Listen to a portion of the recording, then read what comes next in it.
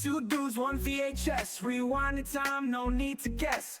Pop it in, press play, don't stress. It's a movie night, pure retro mess. Old tapes, big last, memories flash. We're kicking it back when classics last. So grab some snacks and don't you fret. Two dudes, one VHS. Hey guys, it's Roma, and we got Me, who's me? Alex. Sorry. You'd think this is our first time doing this. The theme song is just so catchy that I get distracted very easily. Sorry. Squirrel? We can do it again. Hi, No, I'm we're Alex. Yeah. Screw you then. Hey guys, today we are doing I don't remember what episode we're on right now. I lost count, but it's going to be It looks like Bloodsport 42. today. Is it 42? No, we haven't gone that far. We're doing Bloodsport today, guys. I'm taking the reins on this one, so bear with me. I'm not as detailed as our co-host Alex here, but we're gonna get through this. I'm ready to fight. Let's do this. You ready? Did you watch this with the kids? No, just me and the wife. Oh yeah, no, I watched it with the kids. It was good. My children are having sleepovers again today, so one batch are in the basement, the other batch are in a bedroom.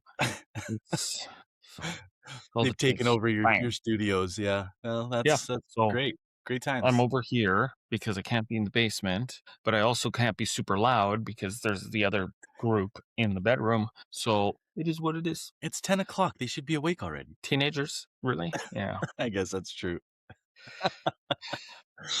All right, let's dive into this one then. Bloodsport, hey? Bloodsport. So, I was looking at the IMDb again, guys. I have everything on the side here. You're going to see the shininess on my face and my bald head, so just bear with me. Bloodsport, starring one of the best action actors of the 90s. There's about 5 in the 80s and 90s. There was Van Damme, Chuck Norris, Schwarzenegger, Stallone. Who's the 5th one? Was there a 5th one?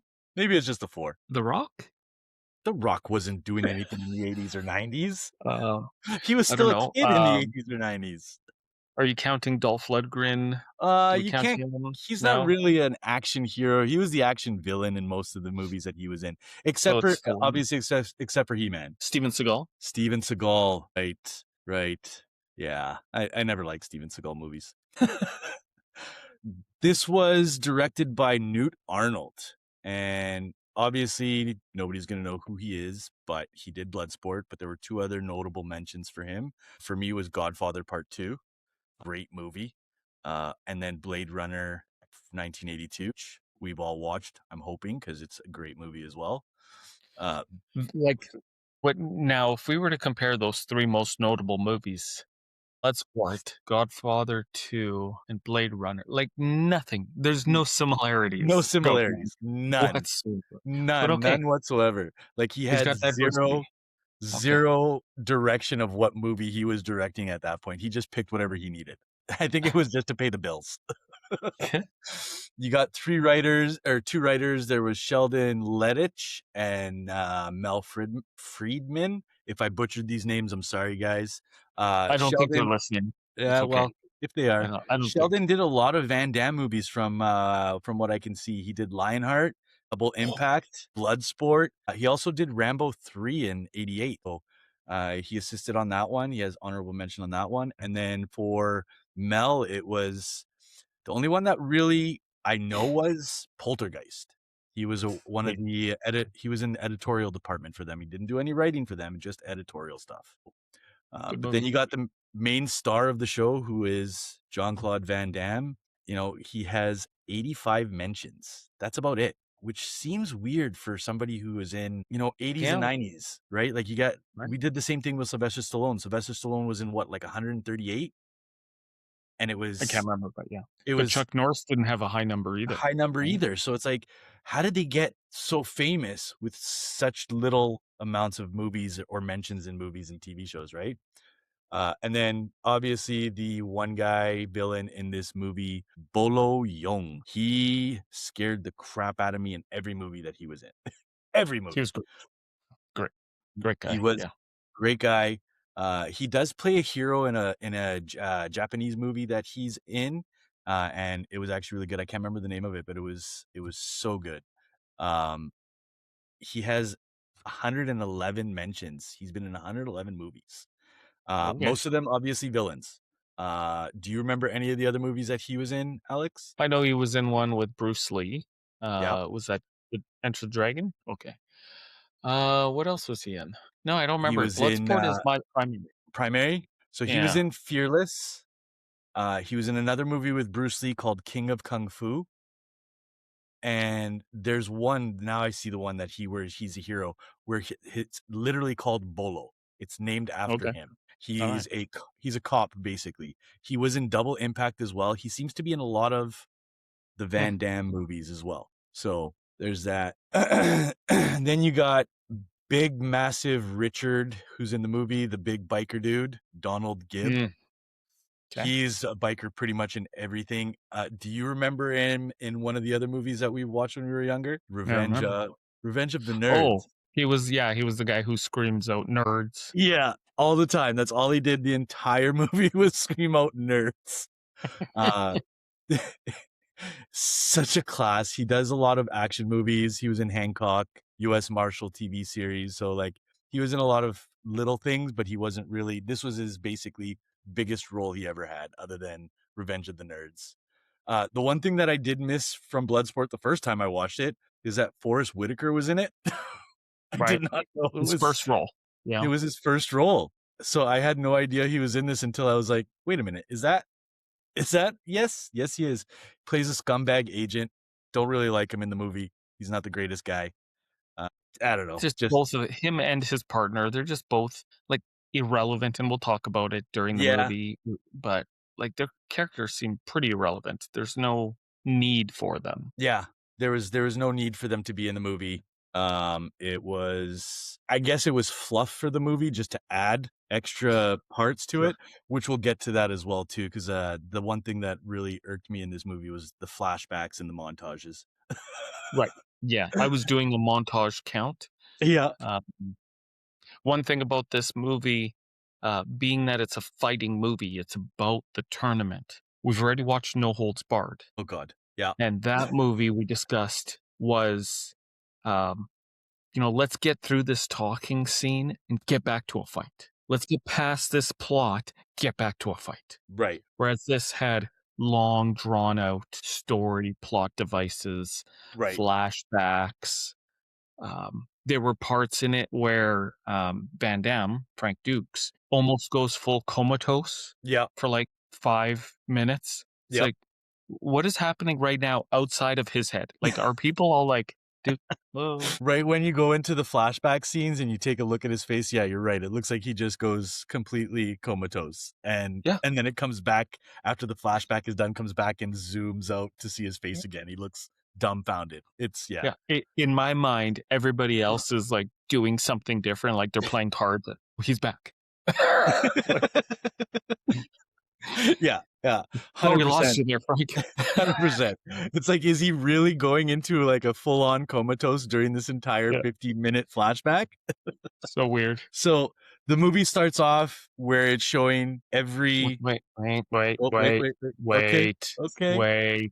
I know you're taking the reins on this, but you're missing a pretty important part of this movie. What's that? That it's based on true events. Based on true events. This is loosely based on true events, and we'll get into that at the end because I have a few things you got it at the end of this video of Frank Dukes is a real person. Dukes. Yeah. Okay. Frank Dukes is a real person. This is based on a true story by Frank Dukes himself. So I like to think of this as real and as true as the Exorcist movie, which is also based on true events. Yeah. No, you know what? I take that back. I think The Exorcist is more real. I totally agree because like we'll get to it at the end of the movie. Where the end credit shows stats of they show us some snaps and all that stuff. I have that all written down in my little thing here where it's we'll get to that. Okay. So you hold your role over there. I'm taking the reins over here. Gotcha. So we start off with our first montage, which is the global montage where it's showing all the fighters that are getting their invitations to the Kumite. They're all showing their skills. You got a guy that's doing like the monkey cracking coconuts. You got the sumo wrestler. You have the guy from Turkey who has all the gold teeth, and it's they all look very evil, very villainish. All these people that they're showing right off the beginning. But the ultimate villain again was Bolo. Bolo was the biggest villain. 5 years ago, he won this Kumite before. Yeah, exactly. He won it 5 years ago. He had killed somebody then, and he's just an absolute beast in this.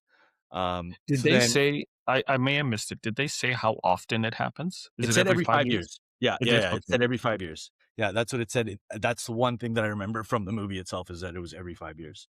Okay. So then the montage is kind of done, but not really. Goes to the army, the military base, and it's doing a little montage of Frank Dukes doing his little, I don't know, what do you want to say, obstacle course kind of thing. And there's one guard that says, the officer wants to see you. He knows that you're going to this Kumite, and he wants to basically deny your leave because you asked for this leave. Shower scene right off the bat. Shower scene comes in, and guards waiting outside, waiting for about 15, 20 minutes, and Frank Dukes just F's off. He's gone. Out in the wind, nowhere to be found. Can't find him. The sergeants are all pissed off because they don't want him to go to the Kumite because they've invested all this money into this lethal weapon. Okay. So my first question and observation is, okay, so he tells this lackey, okay, well, I'm gonna have a shower first, right? And he goes into the shower, and like Yeah. you said, it's just a distraction so he could take Yeah. off. Now, if you're going into the shower and you're gonna pretend to be showering, turn on a shower. He had like all 5 All on. 5. I know. I What's heard the that too. purpose of that? Like, I guess for them not to hear him exiting out the window. That's the only thing I can think of. but I don't know, like, one But shower again, if you look falling, at the windows, 5 showers falling, is it more noise? I don't know. Yes, but also if you looked at the windows, there was no windows. It was just holes. So it's not like he was going to make noise opening the window. He could literally just crawl out the window. Plus, any shower I've ever been to in a facility like that is set on a delay. So you push the knob, you get maybe 40 seconds of water before you have to push it again. Right. It starts to And that was down. That was a solid 2-3 minutes before it went to that part. You're right. It was weird. He pushed the little button and the water was still coming down. Maybe there was some guy in there that was, imagine that was the guy's job, just going in there, just keeps pushing them until they get to that scene. Right. And why are they all, so they don't want him to go to the Kumite?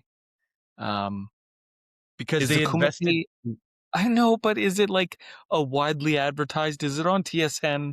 Well, Like, this is the thing, is like, how did they know that he was going to this Kumite, right? Like, they didn't explain that in the entirety of the whole movie, is how the army knew that he was going there. He could have been just going to Japan for vacation. Hong Kong, yeah.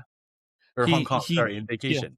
Because he got his furlough, so he was getting unpaid time off. Yeah. To go do whatever he wanted. He can go see his old sensei who's dying, fine.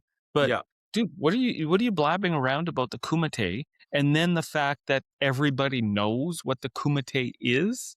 Yeah. I thought this is a top secret thing. We see it throughout the movie. You see it where throughout the people movie. don't talk. It's like Fight Club. You don't talk about it. But everybody in the military knows. That's another movie we need to watch. But yeah, everybody in this movie knows about this Kumite. Like, and we'll get to that as we go through the scenes, but like, you have the army that knows, you have reporters that know, you have random people who show up to the Kumite that find out, that know. The spectators, like, spectators. I don't know how they figured this out. Like, again, no internet at the time.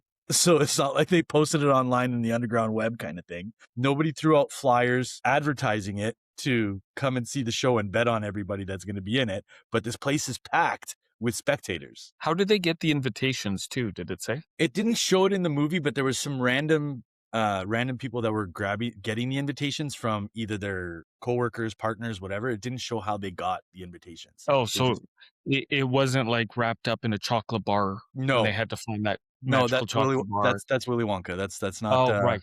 That's completely different. Completely different. Yeah. So then the army is pissed and they don't know where to find him. But where does he go? He goes to the Tanaka estate. Like, they know his life history. They know his life. There's only 2 places he's going to go. It's going to be back to see his sensei or in Hong Kong. How do you not know where he's going to be? Makes no sense. Very strange.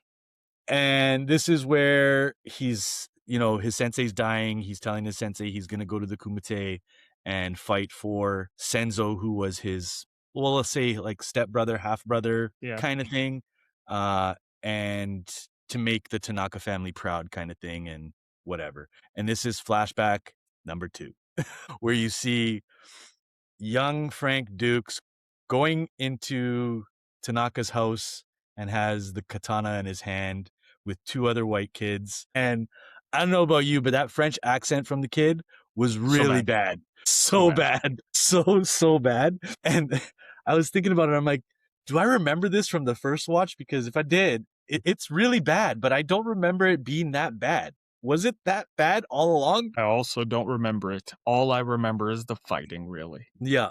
And then you get the montage. And this montage is a good solid 15-minute montage. It goes from when he's like a kid to when he's an adult. And him and his stepbrother, whatever, his stepbrother doesn't like him. He's training with him. He treats him like a punching bag. Sensei Tanaka treats him like a punching bag as well. Like he's just there to train his son, not to train him. His son goes to the Kumite, gets word that he died during the Kumite, and now Frank wants to be trained by Tanaka. And he goes through the whole training, the blindfold, the stretching of the leg, which again, classic scene. That was the one scene that everybody remembers, is him getting his legs getting stretched out, having the splits. Again, how does that pertain to training? I don't know. Maybe you can tell me about that, but besides the flexibility that you want to have, yeah, I don't see it gaining any muscle. yeah. But it shows control too, I guess, because he like tried to get himself free and he gets himself free of it, which by the way, those branches weren't really deep into the sand to begin with. So I don't know how it was holding him up in the first place. The training blindfolded thing, where he's serving tea at the end of it and, Sensei Tanaka tries to chop him in the face and he catches it. I don't know how real that is. I don't know if that's a little thing. Foreshadowing for sure. Like they had to bring it back to that later on in the movie. Yeah, I don't get how. I get it. Your senses are heightened when one sense is removed. It just seems unbelievable. Now, if there's anybody that's watching that can tell me that they can fight blindfolded and prove it, that'd be great. What about, bad accent boy, teenage Van Damme there. Did you notice anything about his outfit that was strange? No, I did not. Okay. So I don't watch American football. I don't watch American baseball. I don't watch Canadian football either, but just pointing that out. So I never got this, but I did read about this. The costume, we'll call it a costume, that young Frank is wearing. He's got a baseball cap on and a jersey. Right. So the baseball cap was San Francisco Giants. Okay. It has the SF on it, their logo. And then the jersey was New York Giants. Oh. So it's like the person responsible for wardrobe was told, get him this kind of, like, he's into American sports, so he's a fan of the Giants. Not realizing that they went and selected San Francisco and New York. Like, he doesn't have a favorite team. He just loves Giants. I did not notice that. No, I did not. Yeah, somebody much like me didn't know their sports. No. And pulled from 2 different things. I didn't catch that. I might have to watch that again. I did not catch that at all. It's funny. Did you also notice that during the training scene where he was fighting his little brother, we'll call him? Yep. The mat was raised. Yes. They had the V-shaped mat. I'm like, oh, lucky. He's practiced on this because it's going to come in handy. They do it in the final. Yeah. They do it at the end. Yep. But the thing is like, he doesn't really train anything until he's older. Much later. Right? Yeah. Like he's literally a punching bag for the son and doesn't really get trained until the son dies. I also like during this training scene, because we're in Hong Kong, we're in China somewhere. The racism is reversed. Yes. Whereas in America, it would be racist towards Asians. Right. Whereas now it's the Asians. The one boy calls, "Get up, round eye." Did you catch that? Like, I did. I did. there were I no did. slurs towards Asians ever in this movie, Yeah. but we do get one against the white guy. The white guy, round eye. Yeah. It's pretty funny. That I did catch. But I didn't think the Tanakas were in China. I thought they were in the US. I don't think so. Are they in the Okay. U.S.? I I thought they just were. assumed that these were like white army brats living. Oh, yeah. Okay, overseas. that makes sense. I thought they were in the US. I I don't know. could be wrong. Could be wrong. Anybody want to fact check us? Go ahead. Please do. Please do. Leave it in the comments. So at this point, you got everybody's now at the airport. They're landing in the airport in Hong Kong. You know, I've never been to Hong Kong. I don't know if you've ever been, but looking at most of the scenes there, it looks very lively. Like it looks like a Vegas, you know, like lights everywhere, street markets all over the place, people yelling at each other back and forth. It looks very cool. I really want to go to Hong Kong. And this is the first scene where Frank meets Ray Jackson, Gibbs at this point. And they're on the bus and Gibbs is already starting to hit on one of the ladies on the bus. It's so bad. It's like you could see the look on his face and the look on the lady's face is like, you're a round eye. Again, we're bringing this up to this. They don't want to affiliate with you. Leave her alone. I was very disappointed in this scene. Like, it is screaming typical American. You know, can't go anywhere outside of America without being an ass. But then with Frank sitting across the seat there, you know, he's our hero in the movie, right? He's supposed to be that guy. So the fact that he didn't say something like, "Hey, buddy, get your foot off," like kick his foot off of the chair or something, like, "Stop disrespecting this lady." I was disappointed that there was nothing along those lines. Right. That's true too. There was, yeah, I guess that's true. At this point, you see the agents that are now as well staking out like the hotel, like trying to find Frank. They don't see him at this point, but they're staking it out. They show that the army's there looking for him. Now Again, you see why, why, why do you need, like, I don't understand. It's based on a true story. They've been again, and you hear it multiple times in the movie that the army has invested so much money into him. They don't want anything bad happening to him. Again, they know what the Kumite is, which, like you said, it's a secret fight. How do they know what the Kumite is? I get it. They're the government. I get it. They're the army. They probably have intel on this kind of information, but how do they know that he got an invitation? How do they know that he's going? Unless he's verbally telling everybody, hey, guess what? I got an invitation to the Kumite. I got an invitation to the Kumite. They shouldn't know. There should not be, like, this movie should not have people looking for him. What money are they investing into him? Like, we're not watching Universal Soldier. No. Like, no. What money have they put into this one random military guy that warrants the sending two people out to chase him down and bring him back? Exactly. And two people that have, again, no fighting skill or background of any kind to subdue somebody who, like Frank, where he says he's, you know, a lethal weapon and he can do all this stuff. They send two regular Joe Blows that have no skill whatsoever other than how to use a gun. And even then, we see that in the movie when they're chasing after him and shooting at him, they can't even hit him. So makes no sense, right? This is the time too where he's in the hotel with Ray, and we meet little Ricky, the little Asian guy that's with them. They're like his manager or something like that. Okay. So right before that. Yep. They were playing that arcade game. Did you ever play? That was Karate Champ. I did not play Karate Champ. You never played that? I remember that being at arcades. It wasn't one people like to play.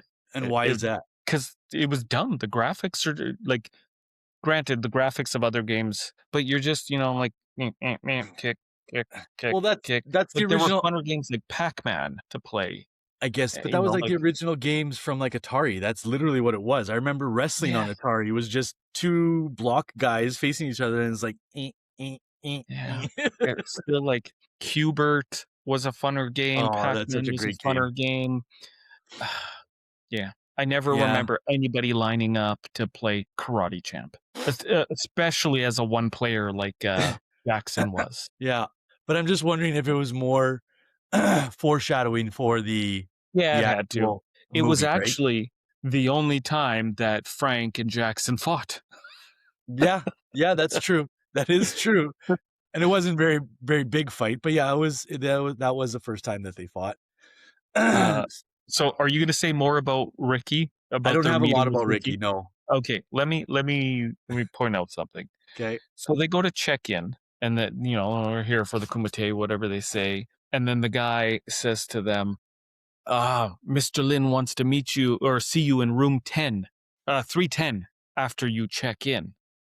And they're like, who's that? Bang, there he is. He's right there. Mr. Lin, Ricky Lin, he's right there. I just finished telling you, you have to go see him in room 310, which should be on the 3rd floor. Right. After you finish checking it, bam, there's Ricky.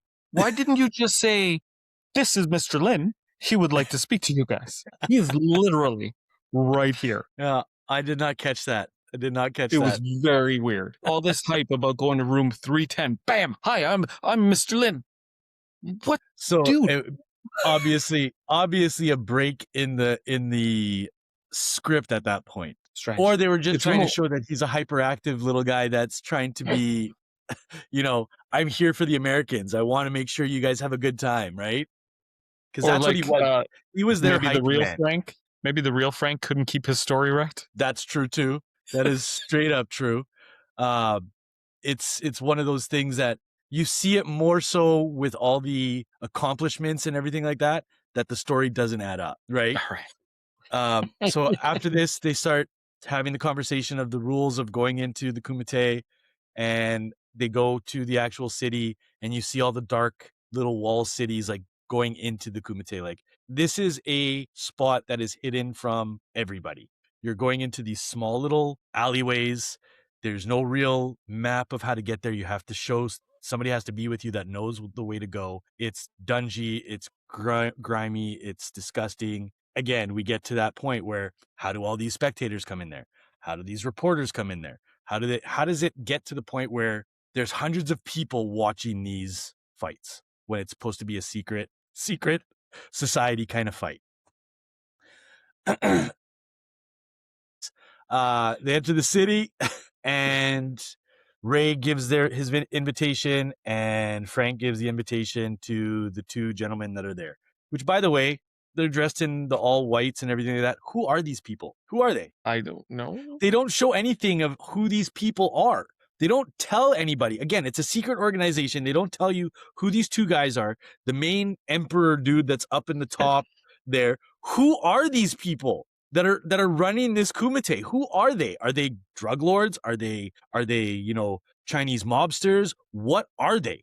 Who are they? They're just these two random guys dressed in their outfits, taking these invitations. They read it. They see Tanaka family, and they're like looking at him because he's white. They're like, you can't be Tanaka. Like, who are you to tell me who I can train under? Yeah. So tell me now, is there doubt that they think the ticket is fake because it's a white dude coming under the Tanaka name? I think so. Is that the point of the whole scene? I think they're trying to say that there's no way that either this ticket is real or that he was trained by the Tanaka clan, right? Why does it even speak of Tanaka on the invitation? Right? I don't know. Does Randy's speak of some sort of sensei, or does it just Randy? I don't remember what his name was. Ray. Randy Jackson is from American Idol. That's what I was thinking of. Ray Jackson. Okay. So we'll call him Jackson. Does his ticket have of the Yoshimoto or of the Smiths? It doesn't.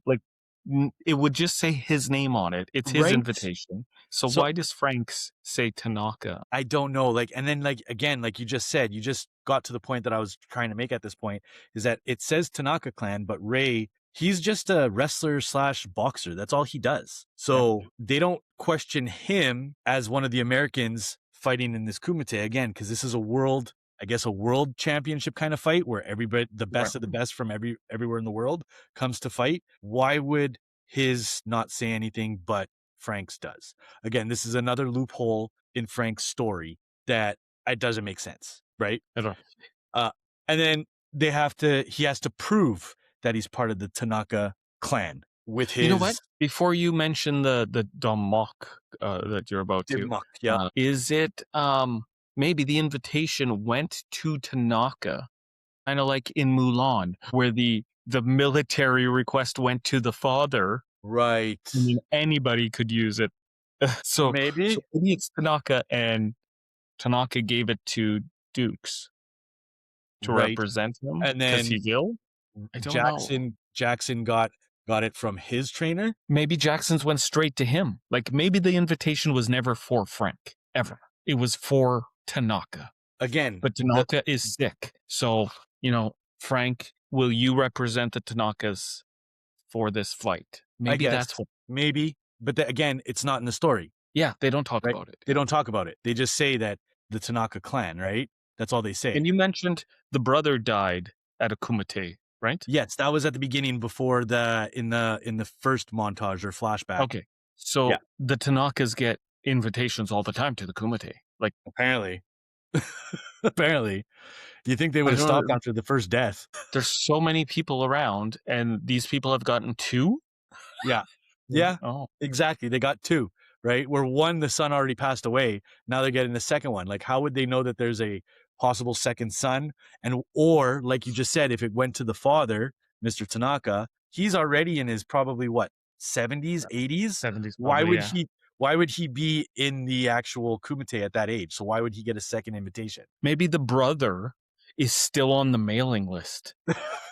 They didn't remove him from the mailing list after he died in the last Kumite? Oh, right. Shit. Right. He died. Why did we send that to them? That was not very nice of us. Wasted a whole stamp on that. Oh, actually, if it's coming from China, it's at least $1.75. All right. We'll drop the invitation thing. We'll move on. The invitation altogether. So we get to the Dimmock, which is a brick break, where Frank asks Ricky which brick to smash. So Ricky just points to the top one. He's doing his little, and then all you see is the two dudes in the white in the back are like, wait, bottom one. Why? Now, granted, if he was just breaking the top brick, not a big deal. Right. If he was just trying to break 5 bricks in a row, not a big deal. Yeah. Why even put me through this experiment or whatever you want to call it? Because apparently this death touch can break any brick in there. Now, this is another thing, though. This is the Dimmock. So this entire movie, he never uses this to anybody. No. Right? No. If you have this kind of power, though, in this kind of fight, Kumite, where you're supposed to be the final survivor to be the champion, wouldn't you use it? I would have used it in every match. Every freaking match. It doesn't expire. It's not a one-time use only. Right? Like in a video game. Every match I would have been using this specific one. Anyways, we'll stop. That being said, we saw the build-up to the strike. So with his Van Damme eyes, can you bam, match is over. It took too long to power up. Right? So he does his full-on facial expressions, which these are classic facial expressions by Van Damme in any of his movies. Not just this one. All of his movies, he has these expressions. And he does his little smack, and the bottom brick explodes. None of the other bricks explode, just the bottom one. So now these two guys, again, no idea who the hell these guys are, thumbs up, approve. Right off the bat, they give him approval. He's into the game. He's into this match. And this is where we first see, at this point after that, the love interest of the reporter, Janice Kent. Okay. I have a question about the brick. So he strikes downwards. It blows out this way. Yeah. So, okay. I guess it is covered on the top. It's covered on the 2 sides. So it has to blow out somewhere. But if it blows out this way, why did it not blow out this way as well? Like, why wasn't he hit with a bunch of brick shrapnel? Oh, I guess I didn't notice that. I didn't notice that. Only goes towards the camera. Like, I guess that was a miss on the special effects guys. But yeah, you're right. It did not. There was no brick dust or anything on him. Nothing came that way. The hope. I don't understand how. You're right. I did not notice that, but I still don't get this Dimmock move. That's fine. It's a Anyways, so first love interest, Janice Kent, typical 80s. Did you notice like the hairdo, the freaking the MC Hammer pants? It was so freaking so ugly. I don't know what we were thinking back in the 80s, but that was horrible. You get where are we now? The fighters are all eating together in the hotel room, and this is where you get the agents find Frank again in the hotel. Frank basically gets up, starts a fight, runs off, and they don't catch him. These guys are not really good at their job. Really aren't. very bad. They literally had him right there in front of their face, and he still got away. They should just go home and wait until he's done at this point. Like legit. Absolutely horrible. So we get now into the actual Kumite. So I don't know about you, but it seemed very dark and dingy in this place. It has to. But why? Well, because nobody knows about it and they can't afford electricity. Again, secret tournament. Again, you see how many people are betting against this tournament. You know they're making money somewhere. No? I'm still concerned. I'm still curious too about Ricky Lynn. Who's he? Why do they get a representative and nobody else does? Well, and we don't see anybody else with one. There's the Turkish guy that kind of does have his entourage, I guess, but nobody. And then you also got Bolo, who has his little young guy that's with him, his trainer guy, that you see at the end going, I hated that kid's face. I'm sorry. It was just so annoying, so over exaggerated. But I did notice that it was dark and dingy. I felt right in there. I was ready to go. I wanted to hit that mat and start the cheese touch on somebody. Yeah. I wanted to see the fight. This is when first time watching this, you wanted to see actual fight scenes. The first fight scene is Bolo, Chong Li, his debut. What? Did I pronounce it wrong? Well, no. Wait, did you say Cholo? Now that I'm thinking, did Bolo? You said Bolo, not Cholo. AKA Chong Li. Sorry, okay.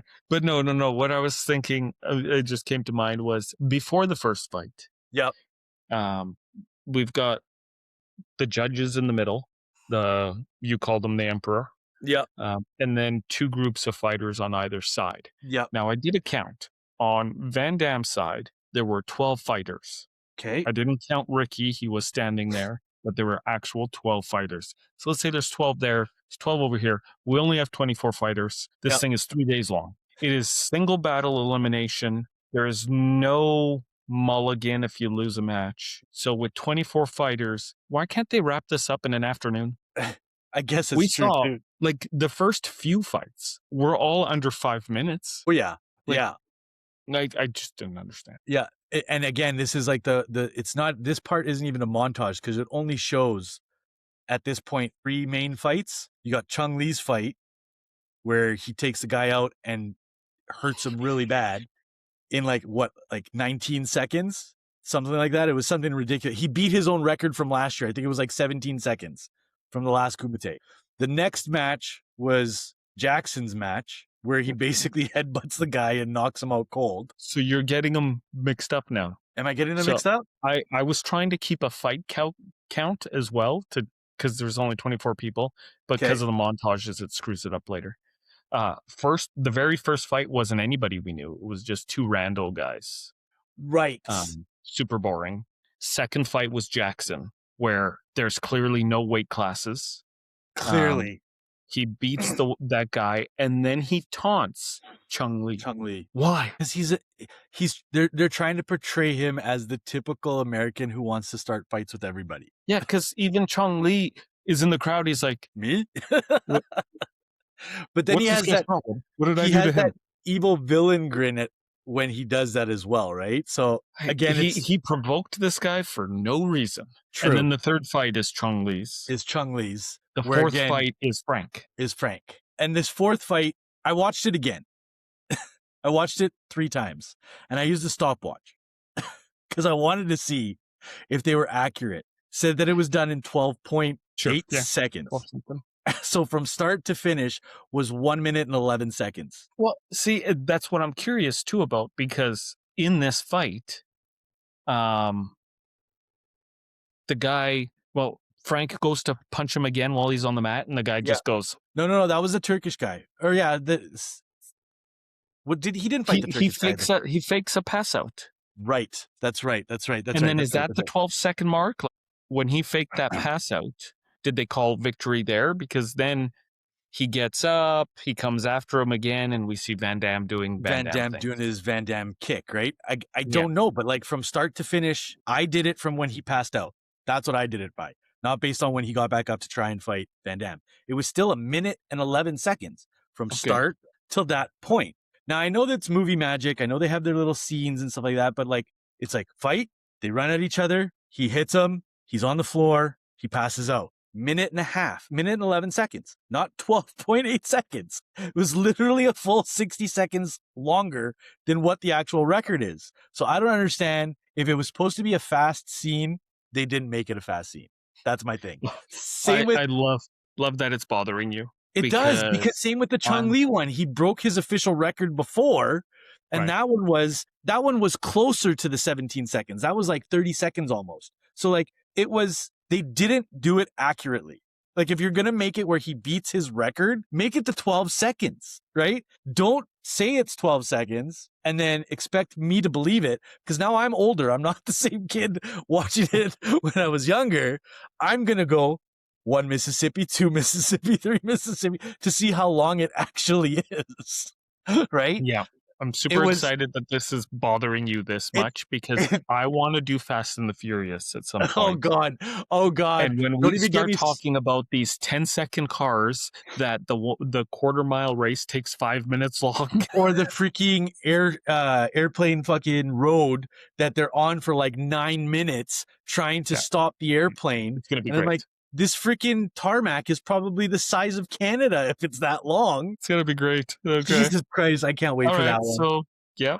Okay. I'll let you continue. So we get the scene also from Chung Lee after his match, because we now moved ahead and saw this, and Chung Lee's basically says, I'm no brick, I hit back. So that was good. It was a great scene. Very scary. Almost shit my pants, because he has that voice and that look on his face that, yeah, he would scare anybody.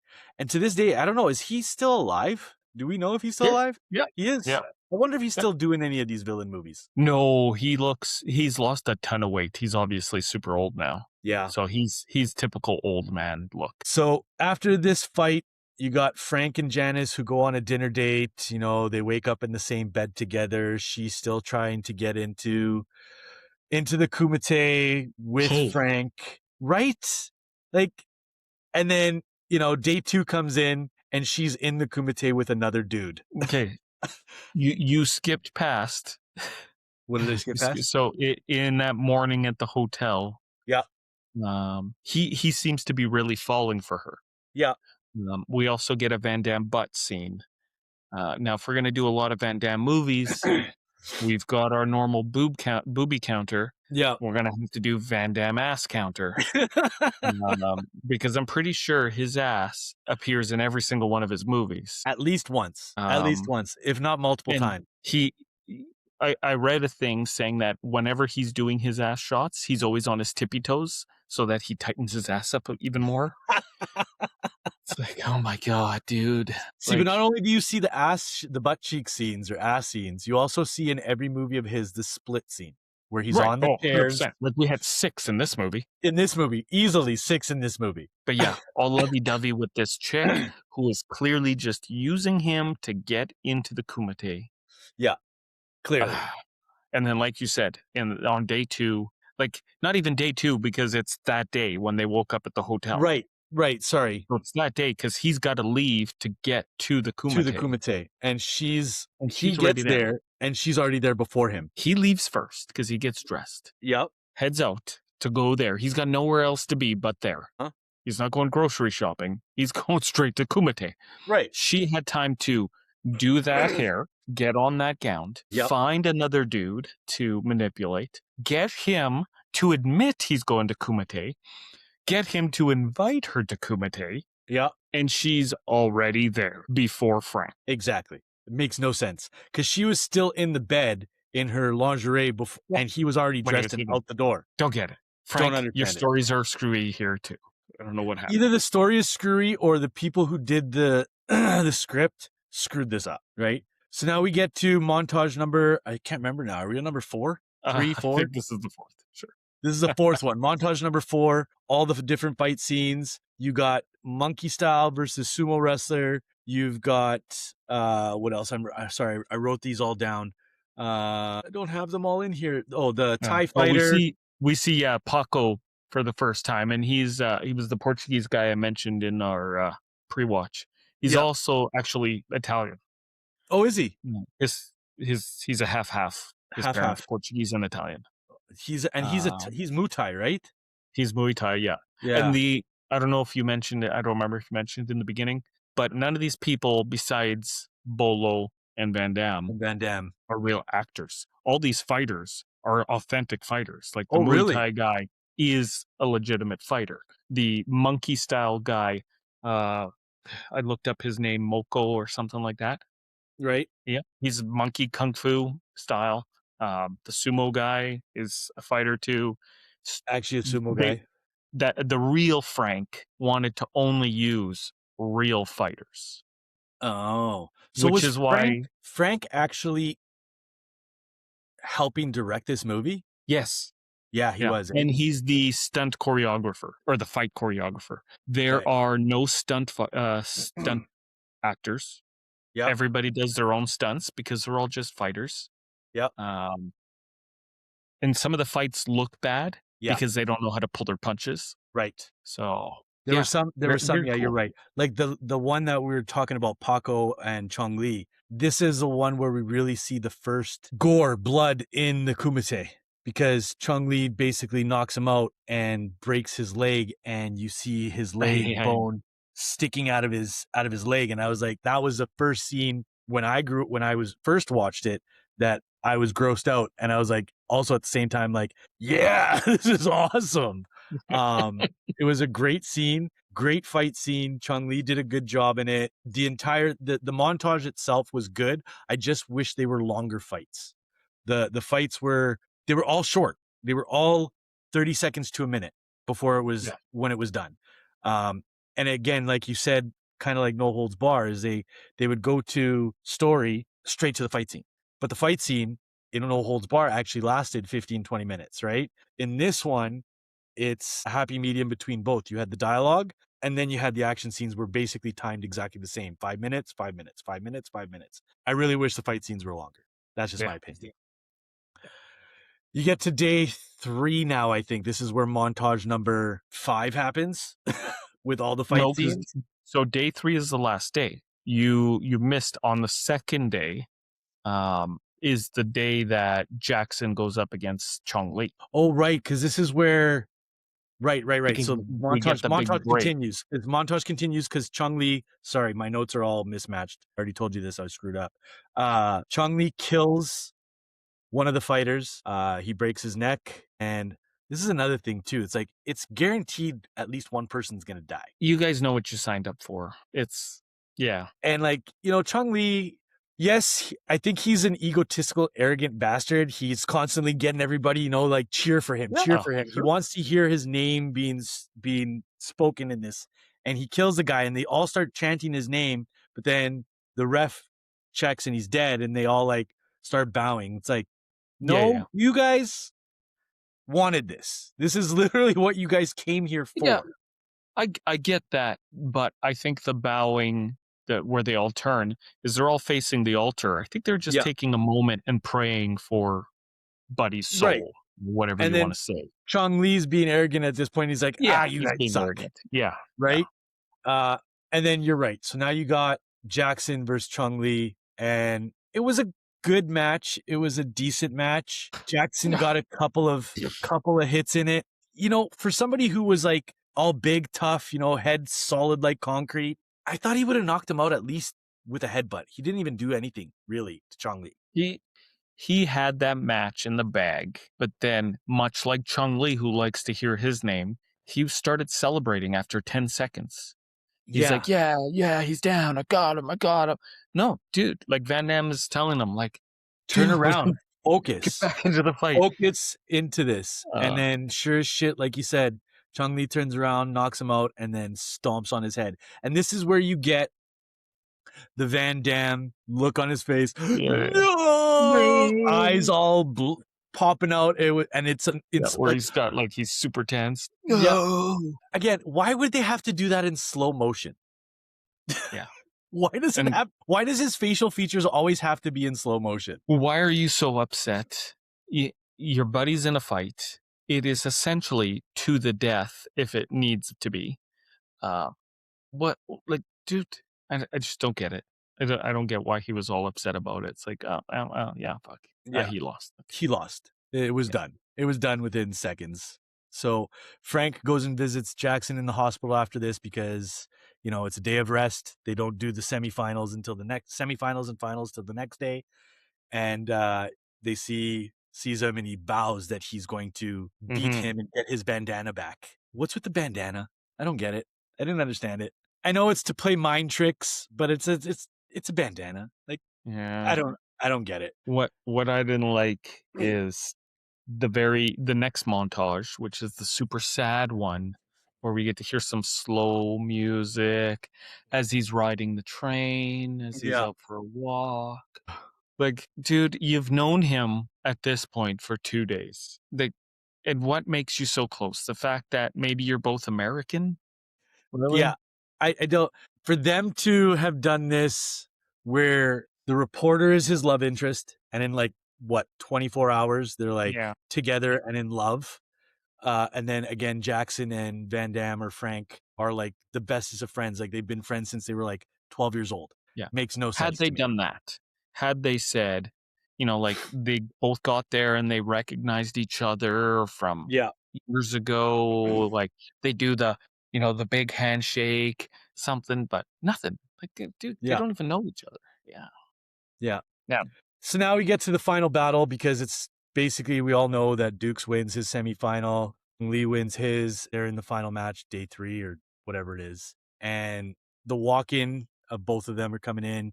Chung Lee has got his taking off his pants and he's got the bandana on his leg. Again, don't understand why the bandana is on his leg.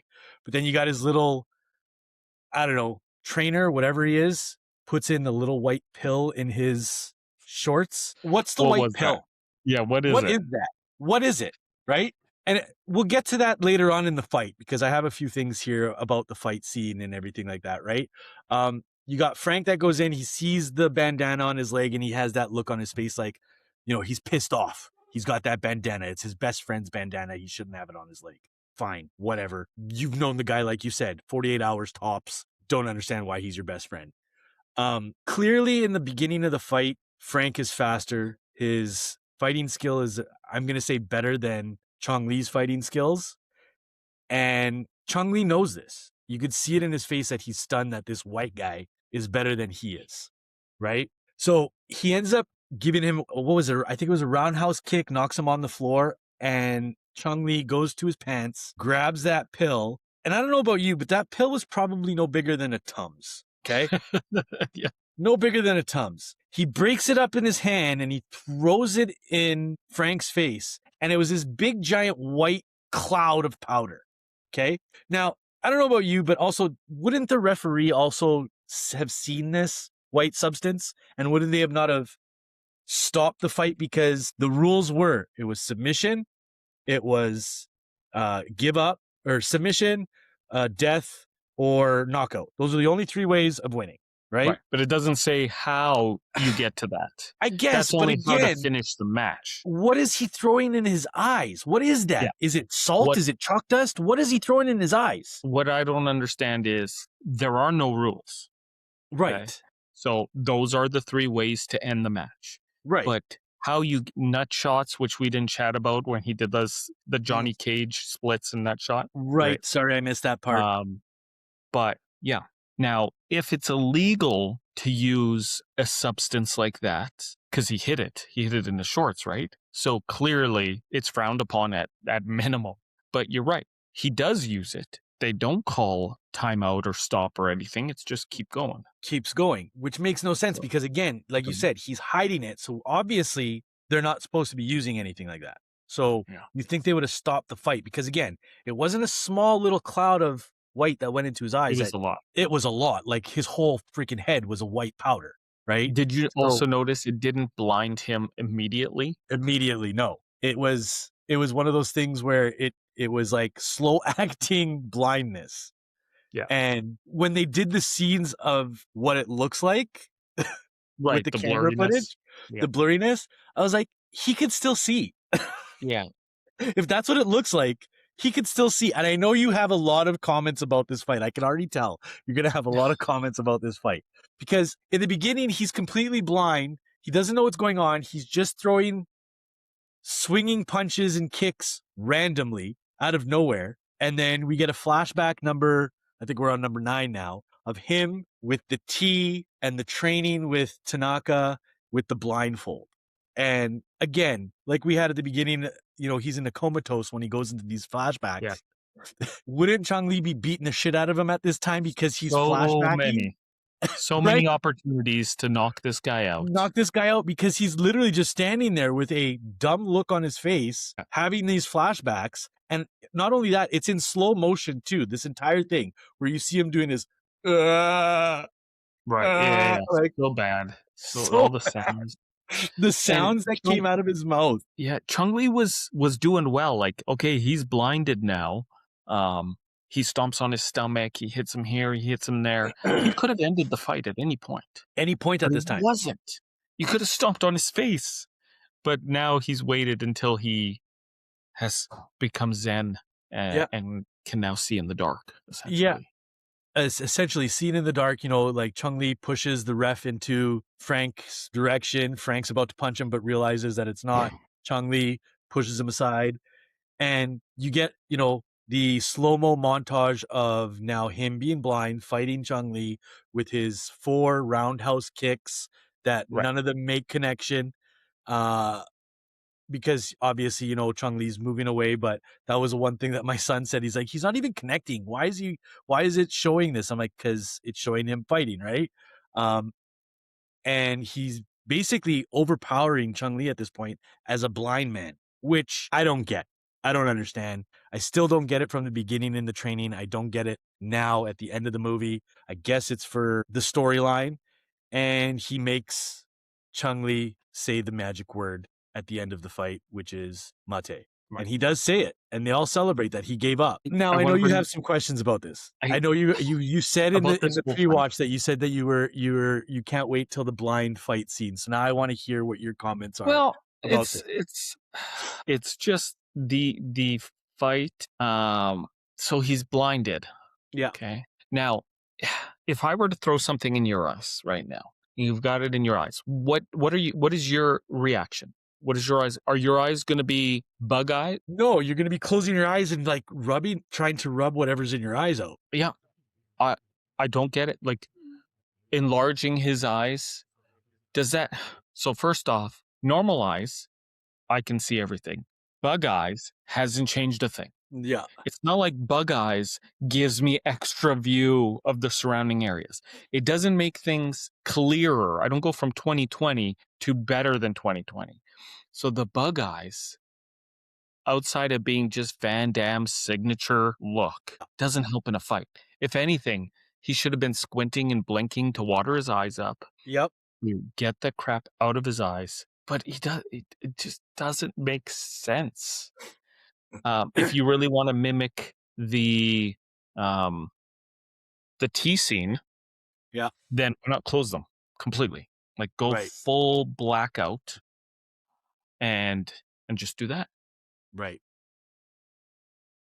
I didn't care for that fight, but of course he does the block. So because Chun-Li was all of a sudden coming with one of these, like what is this move? What are you gonna hit him with your forearm? Better, not better. Yeah. Like I don't get it. It just showed the lack of knowledge in a fight scene like that. To be honest. Was the final fight in No Holds Barred better? No. I don't know. No. Hands down, Bloodsport final fight was better than No Holds Barred. I'm even going to say that right now. All right. Okay, sorry, carry on. No Holds Barred had its moments. This one by far is way better than No Holds Barred.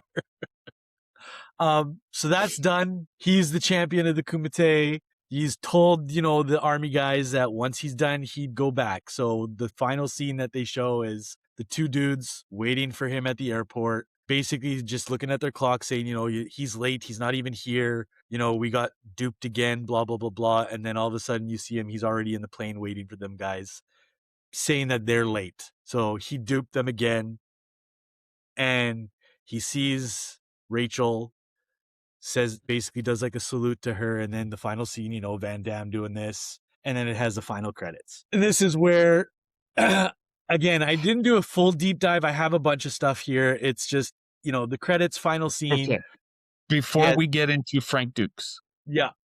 Before you get into that, because I don't want to interrupt that. I want to hear all of that. Okay. I want to know a couple things. Yeah. So I had some notes that we didn't touch base on. Okay. So some things that I want to point out that I enjoyed. So that very first chase scene when the two, we'll call them cops, come for Frank. Yeah. And Jackson tackles them. They've got those tasers, those huge ass tasers. Oh, yeah. Sure. Okay, maybe they were like that. I don't remember. But there's a great edit out there on the internet of this chase scene to the song to the Mentos commercial song. Oh, Jesus. Because just the way he runs and then he pauses and he says hi to them and everything. It just, if you ever look it up, the Mentos Bloodsport, it is so good. I'm going to say at this point right now, we're going to edit and see if we can add it to the video. That would be good. Let's see. What was the other thing? Oh, yeah, the nut shot we chatted about again. Yeah. The second or third time he runs into those two cops again is in that dark alley. Yep. But this time the local police are there and they're trying to stop him. Now the local police come out from all the different corners in the alley and he's beating them up. Yep. Should he not now be charged with assault on an officer? Yes. It was one thing to just jokingly run away from the two American guys, but now you're assaulting the police. The other thing that I did, the other thing though, in that scene itself is he's going into these alleyways like he knows where he's going, like he's been there before. Yeah, makes no sense. Yeah. Another one, really brief. Ricky Lee mentions it's about the final match now, and Ricky Lee says, "You're gonna make history here." What history is he making here? Because this is not the first ever Kumite where you were the first ever champion of the Kumite. No, the history would be that he'd be the first American to first white guy. Okay, first white guy. That's what because I remember hearing that too, and I'm assuming it's because he's a white guy. It's usually not a white guy or an American to be as well too. But it is a global competition, and it happens every 5 years. Yes. When the moons align or whatever. So are we saying that it's always been an Asian winner? Because it can't be. Come on. You must have had, like, let's say, an African winner once or a Brazilian winner. So are you making history every 5 years if it's a different... Obviously, but the other thing too is like we don't know how many of these Kumites have been going on for, right? If the Kumite, again, I'm going to get into a bunch of this stuff too, like even if the Kumite is real, right? So it's like there's no there's no actual proof that this is a real thing. So how long has this been going on for? How many fights have there been? How many tournaments have there been? So this happened in the late 70s, early 80s from my understanding. So how many Kumites before that happened? Because we know based on the movie that Chung Lee won the one 5 years ago prior to this one. So that's one championship. Now you got Frank, that's two. Who the hell won before that? They don't really go into the history of the Kumite as well. Right. Yeah. And so Chung Lee killed somebody that 5 years ago. Was that the brother? I'm going to assume so because that's they don't talk about it. They don't talk about it, right? They say, so he did die in one, and they did make a big deal that Chung Lee had killed somebody previously. But they don't say that it's the stepbrother or half brother, whatever you want to call it. Yeah. Right? Missed they opportunity. Just say that it's an opportunity that they missed in this movie, is that it could have been that Frank was back to get revenge for his stepbrother. Similar to the kickboxer plot, where if they had at least given him that, then we've got some motivation on why he wants to fight Chung Li. Right. Maybe he chatted with Jackson. He killed my brother. Maybe that's why Jackson hated him so much, wanted to fight, like something. But They just missed. I think they missed that point in the movie itself. The last scene I want to talk about was the last hospital scene. So we see Jackson's fine. Yep. He's chugging a beer in the bed, which, back at the time, I'm sure is totally fine. Yep. Not so much anymore. But, their whole Frank is like, I love you, man. And then Jackson's it's like they're both drunk. Me too. Now, wait, are you saying me too as in you love me too? Or are you saying me too as in you also love yourself? It's very unclear. I don't understand what's happening right now. But the fact that you've spent 3 days together, that's it. That's how long this tournament is. And they didn't even hang out much outside. We never saw them going out together. No. He was with Howie McHowerson all the time. All the time, yeah. So when exactly were you bonding? When you were sitting in the bleachers? Well, so weren't they roommates though? Did they sleep in the same room, or was it for the first day? Because the second day he goes to the hospital. Right. I guess that's true. Yeah, I forgot. So they spent one night together. Yeah, that's right. That's right. Do you also love Mr. Lee, Ricky Lee, Lynn? You also love him? Do you love the ref too? Yeah. Yeah. You've known these people all just as much. You don't understand. But you know what? Jackson's probably drunk 24 hours a day because he's always drinking beer. So that's probably why he's like, I love you, man. Because when you're drunk, you do that a lot. So weird. All right. Let's let you talk about Frank. So I got this set up as movie claim versus actual documented reality. Okay. So the claim was that there was a secret underground. Now this is where your numbers come into play. 60-round tournament held every 5 years by the International Fighting Arts Association. So this is actually an actual association that actually exists even to this day. The International Fighting Arts Association. Okay. The reality is there is no independent evidence of the tournament ever existing. The IFFA has also addressed that Dukes does not have any skills. The Ministry of Sports in the Bahamas also state that Dukes' claims are not actual of fact, and that if this did take place in 1975, it would have not been in Hong Kong. It would have been somewhere in other locations, because there was a rift between the Americans and China in 1975. So the date timeline plot does not work out.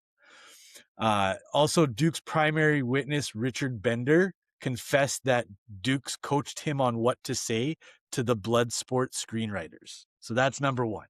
Number two, world records, 56 consecutive knockouts. So he claims that he knocked out 56 people in the tournament. Mathematically, it's impossible because it's a 60-round tournament. So that means he would have fought in 56 of those rounds for him to have 56 knockouts. So this is all in the credits in the back at the end of the movie. World record for fastest knockout, 3.2 seconds. No video evidence, no footage. All witnesses state it's a lie. Never happened. No stats for it at all. Another one where he has the fastest punch, 0.12 seconds. Human reaction time cannot exceed that. There's no way that it would be the 0.12 seconds at all. It's, like you said, super soldier kind of information. There's no way that he would get that. The Medal of Honor. So he states that he has the Medal of Honor for secret missions in Southeast Asia and was awarded the Medal of Honor in this secret. Records obtained by the Freedom of Information Act shows that Dukes served in the U.S. military in San Diego, but was never sent overseas. He was famously photographed wearing a military uniform that featured a bizarre mix of Army and Marine medals, many of which were pinned in the wrong positions, and many of which were fake. So like this whole movie now has lost all credibility because of internet research, in my opinion. They didn't have the internet. It was easier to lie about it. Right. So at this time when the movie came out, he could lie about everything and everybody's like, wow, this actually happened. This guy's amazing. But now with internet, it's all gone. He has lost all credibility. Apparently, Dukes had a trophy that he claimed he had won in 1975 at the Kumite. In 1988, basically a shop owner in San Francisco Valley claimed that Dukes came in asking and ordering the trophy for himself. And Duke's defense said, no, it's just a smear campaign from the military government because I worked as a secret agent. No, I think now, like, watching the movie again and going over all this stuff and seeing all the internet investigations and rabbit hole and all that other stuff, this was all a lie for him to get famous. And it worked for its time. It was great. It's a great movie. Still is a great movie, in my opinion. We'll always watch it, even though I know now it's fake and not a real true story. I don't know what I rated it in our rewatch, but I'd give this now 7.5 to an 8. Okay. Really good movie to watch. Storyline is meh. It has its loopholes that we stated. Fight scenes were great. Final fight scene, my opinion, was good, other than the fact that, you know, it is blind. It is, we got to that point. Still a good movie, no matter what. Yeah. I also understand it's completely bogus, but this Frank Dukes guy, he can write a good story. Yep. Yep. It's his imagination is great. It made for a great movie. Sure, he's a bum. Yeah. A lot of people don't like him in the martial arts community. Did you know that they also wanted to cast Chuck Norris in the role, but he was Instead of too Van old? Damme? Yeah. Oh, really? No, I did not know that. Frank said he was too old to portray him. He wanted somebody younger who was ripped. Really wanted to have somebody ripped, so they found Van Damme. Which, good choice. Van Damme did great. Did great. Most of his movies are good. I would probably give this an 8. I think an 8 for me is pretty good. Yeah, I enjoyed it. I'll continue to watch it, like you said, knowing it's fake or not. It's just a movie to me. I don't give two shits about Frank Dukes. Exactly. Just a Van Damme movie. Exactly. The one thing I will say this, though, is that I think this movie was one of the movies that actually probably started the kind of like the MMA UFC fights moving forward kind of thing, right? Like it started it, because after this movie, from my understanding, like, again, research, they did have a lot of underground fight scenes happening after this movie came out. Another thing we should mention too is that this was the inspiration for Mortal Kombat. The video game was inspired by this tournament. The Johnny Cage nut shot is a direct tribute to Van Damme doing the split nut shot, which apparently is a tribute to Frank Dukes, who apparently did it. Whatever. But anyways, yeah, very cool. Very cool. Then Mortal Kombat, it's awesome. We should do Mortal Kombat 2 one day. The original or the new one? The original. The original? Yeah. I'm down. It's a good movie. Well, I think we're at the end of this one. We're at the end of this one. Hope everybody enjoyed it. Hopefully I did a decent job. If not, comments. You say that all the time. I say that all the time. Every time you lead it, you say that. I know. Because I'm not as detailed oriented as you are. So we're done another one. We will see you guys next week. And Roma, remind them where they can find us. YouTube, Instagram, Spotify for the bougie people. I think those are the only 3 that we have. Anything else? Is there nothing else? I don't think we have anything else. I don't think there's 3. Yeah, just those 3. Just those 3, guys. Just, like, share, comment, whatever you want to do. Just show us something. Give us some hope. Guys. Have a good one. See you later. Thanks for watching 2 Dudes, 1 VHS. If you enjoyed this video, don't forget to like, subscribe, and hit that notification bell so you never miss an upload. Follow Roma and Alex on Instagram for behind-the-scenes content, and catch the full experience on Spotify too. See you on the next one!